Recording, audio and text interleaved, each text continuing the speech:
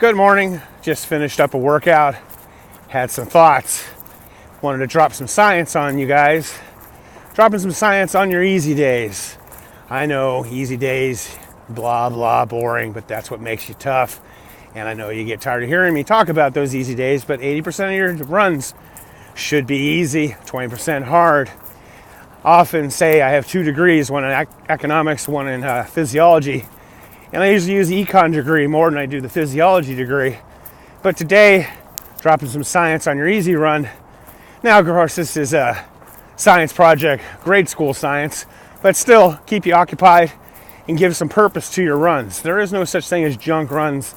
These endurance easy miles are not junk. In fact, do what I do every day on my easy ones, and it'll make it a little more interesting because we all are an experiment of one. The 2 things you should do is 1, your cadence. Even if you're going slow, you should really try to get that 180 steps per minute.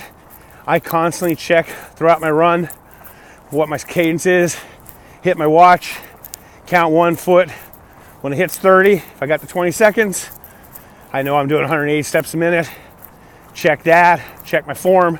Good thing is when you do 180 steps, it cleans up your form, keeps your center of gravity over your feet, more efficient, and all that. Second thing, me and Allison both like is Maffetones, 180 minus your age, about your heart rate. Did a famous, when heart rate monitors first came out, Mark Allen, the great Ironman, went to Dr. Maffetone. Dr. Maffetone came up with this 180 minus your age. Mark was around 30, so he said, okay, Mark, go out and run, keep your heart rate under 130. Not average 130, under 130. So Mark goes, he's out running 10-minute miles. He comes back and he's like, doctor, I cannot run 10-minute miles. I'm Mark Allen. I've won Ironman all these times. Maffetone said to him, well, run at night. So anyways, 180 minus your age. For me, that's 180 minus 54, 55. And guess what? Today, when I was running, I was keeping my heart rate about 125 the whole time.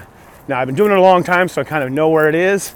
But these are 2 things you can do on your easy runs to make them more interesting and so you can learn the value of them. Keeping your form good, no matter what your pace is.